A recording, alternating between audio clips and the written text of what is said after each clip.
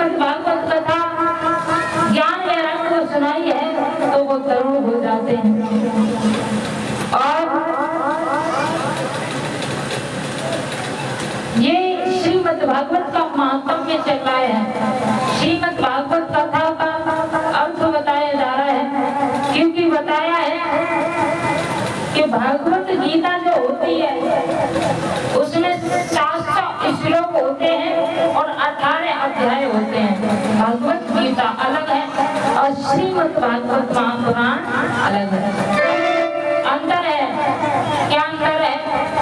श्रीमद् भागवत कथा में भगवान श्री हरि की अनेक लीलाओं को वर्णन किया गया है और भगवत गीता जो है उसमें क्या है?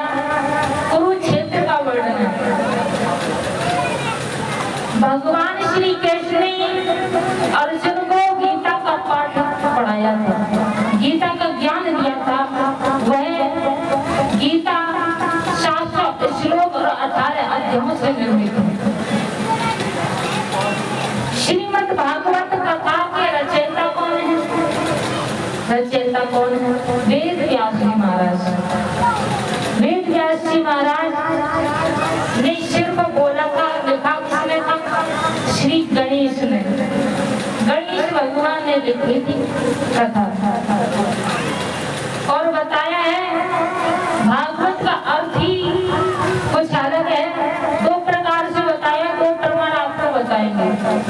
भागवत, श्रीमद् भागवत। श्री माने क्या होती है? लक्ष्मी। श्री माने लक्ष्मी और मत माने घमंड, अहंकार, मत। जिसके पास धन होता है, लक्ष्मी आती है, उसके पास अहंकार से नहीं आ जाता है। महाराज परीक्षित भागवत का अर्थ 2 प्रकार से किया गया है। भा माने भूमि और दूसरा अर्थ बताया भक्ति। इस भूमि को भी बताया गया है और दूसरी भक्ति को भी। भा आ, अब आ रहा है आ माने अग्नि भी होती है। आ माने अग्नि होती है और आ माने अंग, मनुष्य का शरीर, ये बताया है। गा माने ज्ञान और दूसरा क्या बताया गया है? गगन, आकाश। ये समस्त आकाश मंडल है, इसको भी बताया गया है। वाह माने वायु। वायु है जिसे हवा कहते हैं, पर्यायवाची शब्द है वायु, हवा। और ता माने तोय।